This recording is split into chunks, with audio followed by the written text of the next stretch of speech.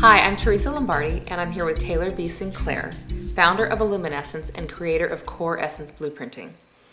Taylor, what I wanted to talk about today is how living as your authentic self can have an effect on your family dynamics. Essentially, Teresa, there's this core vibrational field that affects our physicality, and it affects the way we see the world.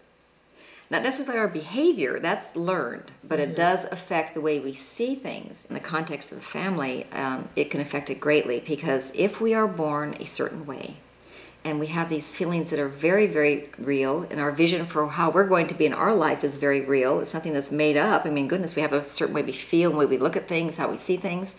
And if we try to alter that too much, or we, and I shouldn't say try to alter, I would have to correct myself to say that we alter that a great deal according to what our parents feel, our teachers, our co-workers, our bosses. Everything that we do in this life alters us to some extent because we're trying to fit in. So it's like the same old thing we've been talking about so many times, that hole that's missing. We don't quite know how we fit in this world. Are we acceptable? Are we going to be okay? You know, what do people think of us? Can I get ahead? All these things are a myriad of things. And the difference with having the blueprint and following that inner part of yourself that you were born at in your physicality, the same vibrational field or wavelength, if we manifest that and wear that, then we become more authentic, and the real self starts showing up in a different way.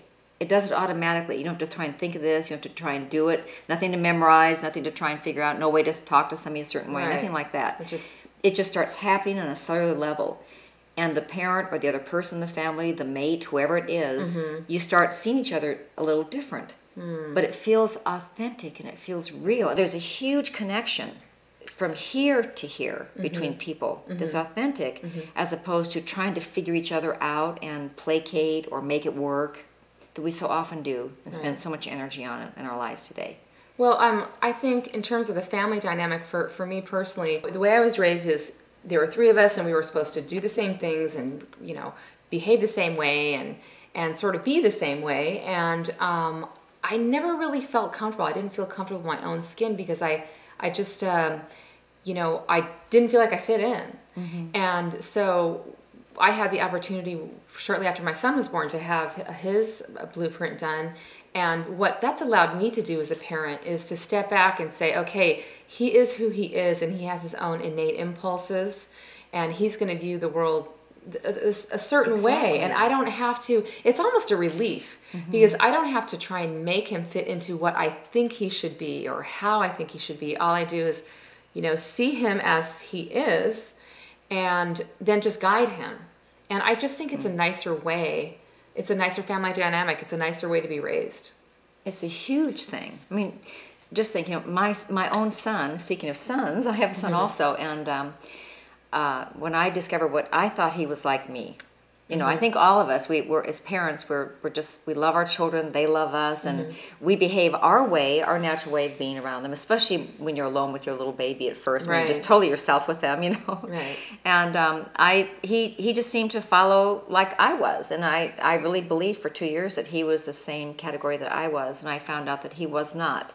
So anyhow, what happened with my story, I had been treating my son in a certain way. I got him up every morning, ran into his room and said, "Oh, good morning," and I was all excited for him. And it's kind of like the way I like to be awakened in the morning. I like to feel that way and see that happen for me and whatever. And I used to open up all the levelers and all the light in the room right away, and you know, just bam, there he was for the morning.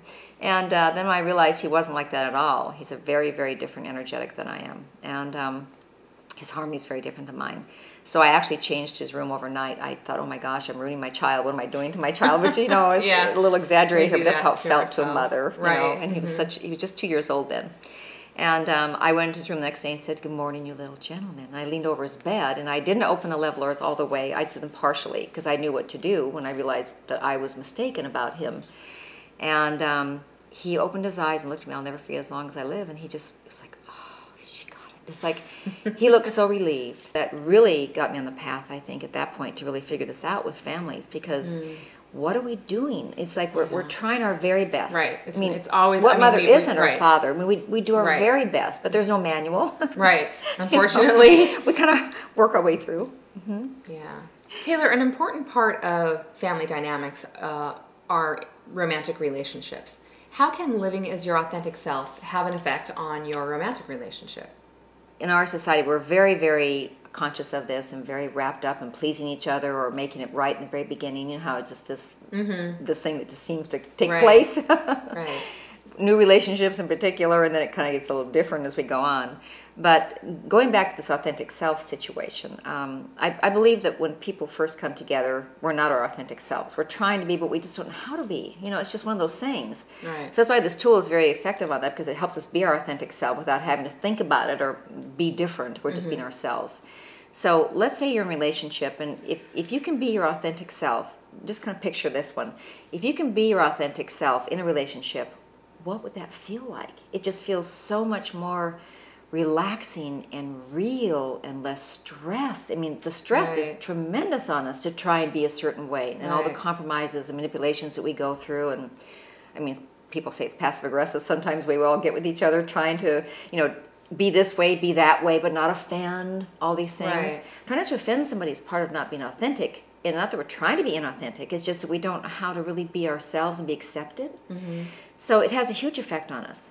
When you're wearing your harmony or your blueprint, when you actually have harmony within yourself, you treat people differently. You see them differently. Right. And they see you differently. Right. Because of the vibrational field, they see you totally differently, and they tend to be more relaxed around you and accepting.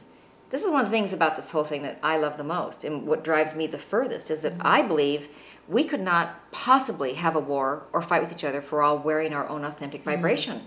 Because the real person shows up and it's like, oh, they're just them. It's not Right. it's not about me anymore, Right. and them not treating me the right way. It's all about, oh, they're authentic and I can be authentic. So it's a big sigh of relief. Like, oh, Right. you know, I get to be real.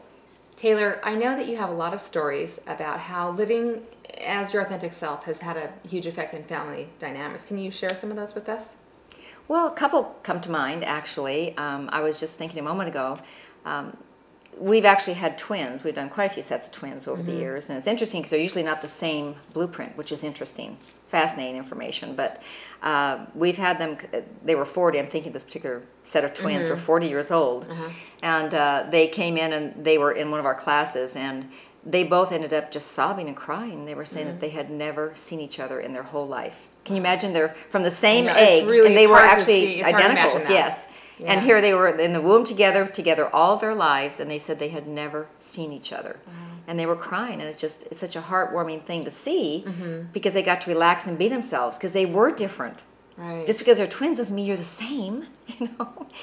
So that was one story I thought of, and well, I'm thinking of, you know, I think one of the main things I hear back from women, this is over, close to 6,000 women now, I think the strongest story we hear consistently and over is that they say that their husband said, oh my gosh, you're the girl I married.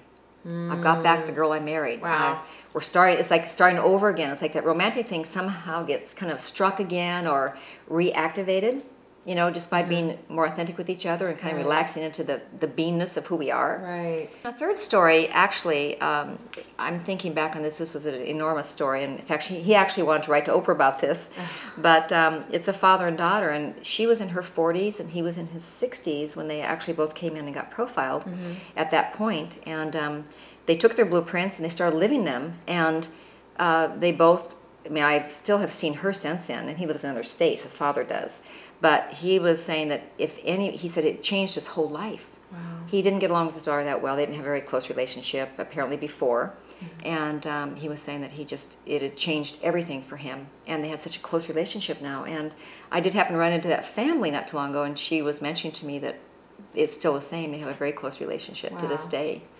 That is such a blessing. Yes, I mean, think about that. You know, Yeah. you missed out so much. And Huge like you impact. said before, never too late. Right, right. Yeah. Yes. Thank you so much for talking to us today about how living as your authentic self can have an effect with family dynamics. You're very welcome. Thank you.